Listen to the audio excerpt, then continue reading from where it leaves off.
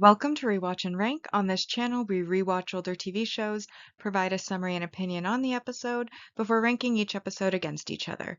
Today's episode is Hannibal Season 1, Episode 8, Fromage. The episode in a nutshell is just a brief summary of exactly what's happening within this episode. Tobias reaches out to Hannibal as a fellow serial killer looking for friendship but is rejected, ultimately dying by Hannibal's hand alongside Franklin. And Will kisses Alana. Will and Hannibal become closer friends, and Will's illness gets a further progression. Once I've rewatched the episode, I rank each episode against each other on two separate lists. One is a mostly objective list, which is absent emotion, and then the other one is a personal list based on emotion and my opinion of the episode overall and what I thought of it personally. So as always, we'll start with our mostly objective rank values, and I've highlighted those that apply on the chart on here. And the first piece that applies to this particular episode is our multi-season main character development. And this is from Will. In this episode, Will starts to hear sounds that are not there, which is a progression of his instability that we've kind of seen growing throughout the series so far. Starting with the sleepwalking, his headaches, now he's hearing voices that aren't there. And we see this multiple times throughout the episode. We see originally in the episode that he starts hearing animal distress sounds outside. He calls Alana, they go looking, but they don't find an animal. He initially thinks maybe he's hearing like an animal being attacked by a coyote, but of course, again, no trace is found. Second time it happens, he's in his home and he thinks he hears an animal trapped inside of his fireplace, the chimney, and he basically destroys his own fireplace trying to find this animal, but once again, it's not there. And then we get when he goes to Tobias's music shop, he then starts looking as well for he doesn't start looking for it. So he's in there with the police. He's going there to speak to Tobias, following Hannibal's lead. But he outside again thinks he hears some noises, confirms no one else has heard it, so he steps out, looks on the street, almost gets hit by a car, trying to find the source of this noise, and of course there's nothing there because it's entirely in his head. When he returns back into the shop, that's when the plot progresses from there. But we've seen a progression in his illness.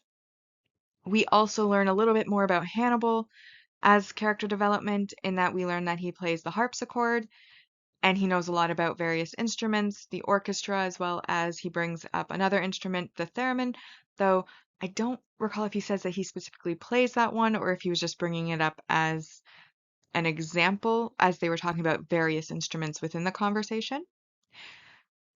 But this character development, of course, is worth 4 points. The next piece that we have is worth 3 points. And this 3 points is for the multi-season supporting character development, which is in regards to Bedelia. So we see several different interactions between Bedelia and Hannibal in their sessions.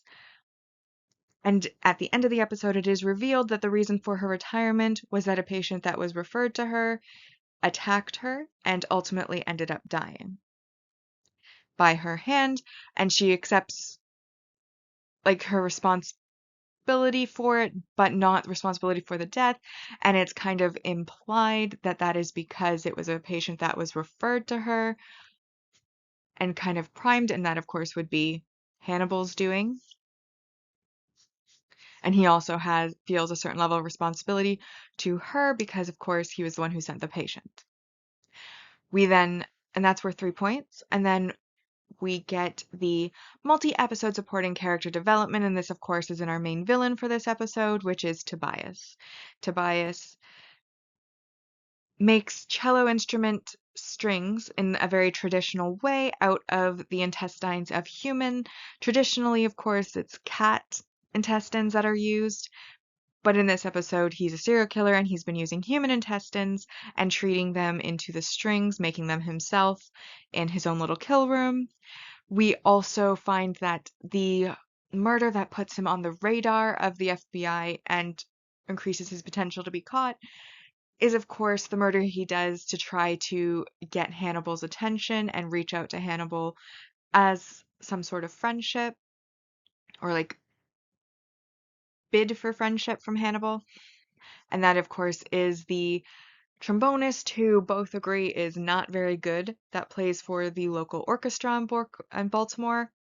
He basically opens up his throat, exposes the vocal cords, treats the vocal cords chemically similar to how you would treat the intestine strings, and then basically puts a cello backing into the man's mouth so that he can play the vocal cords like a cello. And this is worth 2 points. And then I also wanted to point out the final 4 points that we have for this episode is, of course, the strong plot concept. This one is a very memorable plot. When you're thinking back on the series at like all of the episodes that existed in all of the seasons, all 3 seasons, this episode is one that just the imagery of the murder, of the like treating the vocal cords like an instrument, playing it like an instrument, it really stands out and sticks into the memory. It also has some iconic moments. Not really iconic moments, otherwise I would have counted them as that, but kind of memorable moments like the one and only time really that Alana and Will eh, kiss. They like kind of explore a potential relationship that goes absolutely nowhere, and it's not really brought up too much in future because obviously it was never meant to go anywhere. But overall, I think the concept for this plot, especially with the murder and the imagery of the murder, was very memorable. It sticks in your mind, and so that is why I consider it a strong plot concept, which is also worth 4 points. This, of course, brings us over 10. And because it's over 10 and the maximum score we can get for an episode is 10 out of 10, this episode is, obviously, 10 out of 10. So with the mostly objective rankings, because they are void of emotion, if any episodes happen to have the same score, they will be listed in episode order. So for this episode, it was a 10 out of 10. However, it is in 4th place because the top 3, Aperitif, Souffle, and Sorbet, also were 10 out of 10 episodes. And then, as mentioned, 4th is Fromage this episode. 5th was Amuse-Bouche. 6th, Potage. 7th, Entree. And then in 8, Coquelles. And now we get to go into the personal rankings. This, of course, is my emotional opinion about this episode. So, obviously, we have a little bit of a flirtation between Will and Alana. Obviously, Alana has made a point in previous episodes to note how she, throughout the duration of their friendship before the series started, had always avoided being alone in a room with Will because of her professional curiosity. She wants to be his friend, but she also knows herself well enough to know that she would always be analyzing him. However, obviously, once the series started, she's alone with Will all the time. During this episode, she is called by Will twice. The first time is when he thinks he hears an animal being attacked outside, and she walks his property with him to look for any traces of the potential attack to see if they can find whatever animal was attacked alive, though it's very unlikely and obviously impossible because it was all in his head. He then calls her again after he destroys his chimney, looking for the animal inside of it, which of course there was no animal there. And because that makes him feel so unstable, he kind of searches for an anchor, and that look for stability ends up with him kissing Alana. They kiss a couple of times, but ultimately she rejects him because she knows that they are not going to be good together, and if she was her own patient, she would advise against seeing Will in any sort of romantic setting, and so that ends that before it can even really begin. And we, of course, then get Will, after being rejected, driving through the snow for, I think it's imply about an hour, just so he can tell Hannibal about it. And then they, of course, talk more about his instability, the progression of his symptoms, how unstable he feels. And Hannibal at this point also sets Will on Tobias's trail a bit.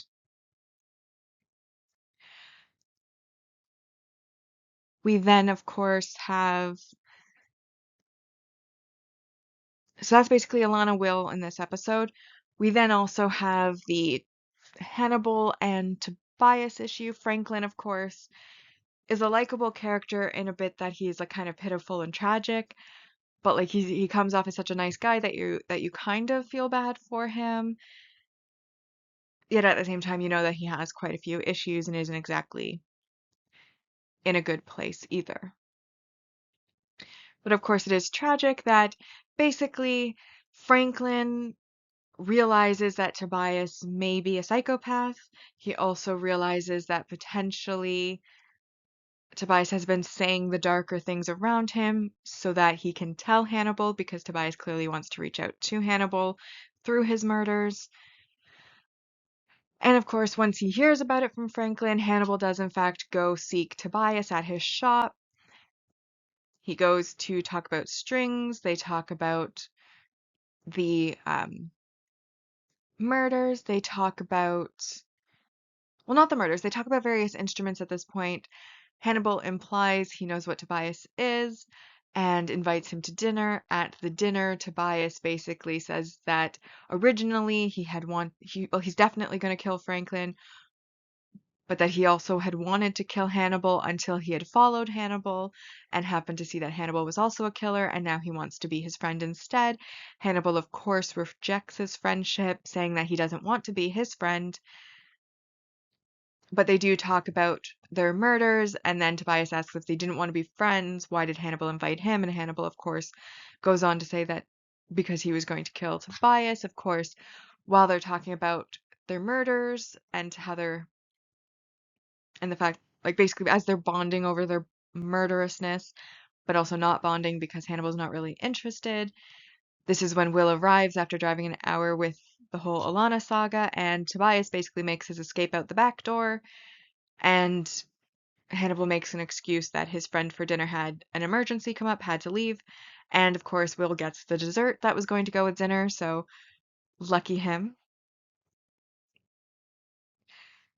And this, of course, is when Will starts confiding more into Hannibal, because obviously he's been rejected from Alana, so instead of relying on her after this rejection, he now is going to Hannibal. And they, of course, talk about everything. We also then see kind of how Hannibal, after their conversation, starts talking to Bedelia about the potential for wanting to make a friend, being curious about friendship, and how he's not interested in Tobias, who has similar hobbies as him, but is in fact more interested in becoming Will's friend, as Will, despite having different beliefs, different viewpoints from him, is capable of assuming his viewpoint. And Bedelia kind of brings up how Hannibal builds his walls and that it must be fun for him to see if somebody is clever enough to actually climb over them, and that's why he's probably interested in Will. We then, of course, have Will following Hannibal's lead, which takes him to Tobias's shop. He leaves because of the sounds. As we've mentioned earlier, when he comes back in, the police officers he came with have been killed by Tobias. He calls in that the officers are down. He then goes through the shop, finds the laboratory type kill room where Tobias kills his victims and then treats the intestines to become cello strings, or rather any string instrument strings. And Tobias sneaks up behind Will, tries to strangle him. Will manages to get his hand in there to prevent himself from actually being strangled, and then maneuvers his gun to shoot Tobias, but he does it so close to his ear that we as an audience are then treated to an annoying ringing sound, while Tobias, with his ear grazed, stumbles away and immediately makes his way to Hannibal's office. He arrives at Hannibal's office. Franklin confesses that he's just killed 2 police officers. Franklin, of course, tries to talk him down, be a good friend, but Hannibal ends up killing him. Tobias comments on how he was looking forward to killing him, but Hannibal says he saved him the trouble. And then, of course, Tobias basically brings out a string, starts attacking Hannibal. Hannibal defends himself. What I really love about this scene is how Hannibal still cares about covering his tracks. Once he breaks Tobias's arm and gets him on the ground, he brings out his handkerchief, and when he uses I believe it's the Stag statue that he has in his office that he lifts up, and then he drops it onto basically Tobias's head to, end him. He picks it up with the handkerchief so that his fingerprints aren't on it. Heaven forbid his fingerprints are found in his own office. And then, of course, he has the table knocked over to make it look like it was as part of the struggle, even though the struggle's already finished at this point. And then, folds up the handkerchief, tucks it nicely in his suit pocket. And then, of course, at the end of the episode, the FBI are in the office. And this is kind of where. So, I'm very much a fan of fictional characters. Because their characterization is completely set, it's completely safe to be like a huge fan of them. I find it difficult to be a fan of real people because you don't know them. They're always changing. They have their own lives separate from yours. Unless you know someone incredibly well, being a fan of them really isn't worth it to me. So I'm not really a fan celebrity-wise. But fictional characters, because their stories are set in stone, they're unchanging, and they're always, if they're likable, they're always going to be likable because they're very set. I love fictional characters. And I also am a big fan of fan fiction. And when Will and Hannibal reunite after Tobias attacks Hannibal, I feel like this is one of those fodder scenes that people in the fan fiction community really like to run away with in a lot of ways.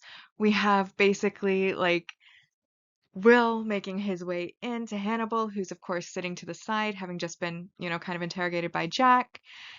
And Will comes over, sits next to him, and basically Hannibal comments that he thought Will was dead. And Will, of course, covers him, and they have this this kind of cute moment together where their friendship seems to be blooming even better, even becoming stronger. And they share this look, and it's just like, oh, they're so adorable. Their friendship is so cute. I love their friendship. It's one of the things about the show that I like the best. I mean, I love all the imagery too. That's the number one thing on the show, imagery. The number two thing about the show is the Hannibal Will relationship, which honestly, even within the show itself, is kind of ambiguous. So I'm open to any type of relationship with these two, but this scene is so adorable.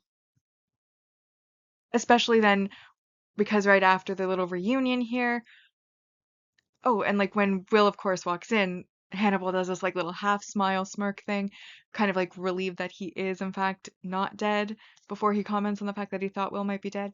But then after this scene, Bedelia and him have their session where it's revealed, like a patient had attempted to kill her. But he also brings up Will in this and the friendship thing with Bedelia. So that just also adds that extra level of aw to it. Anyways, I really like this episode. In fact, I liked it so much, I've given it my highest score so far in the season, and I ranked this episode 9 out of 10 on my personal list. And then to remind you of our list so far, obviously, I've just said it, this one took first place, fromage. Second was entree, amuse-bouche, sorbet. Fifth place was apéritif, followed by souffle, coquelles, and then in last place on my list is potage. Now, having ranked both episodes on both lists, we now are in our series ranking, which is where we're ranking each season against each other, and this is where the scores actually matter, as we are scoring out of 130 because there's 13 episodes in the season. Then we'll percentage it out, And once we have the percentage, we will know basically the overall score for the episode for the season, and then be able to rank each season against each other as we continue the series. With the 10 on the objective list, we have now 67 out of 130, and then on the personal side, we add 9 and have a 50 out of 130 total score. And with that, we've now rewatched and ranked Hannibal Season 1, Episode 8, Fromage. Like and subscribe if you'd like to, and I'll see you in the next episode.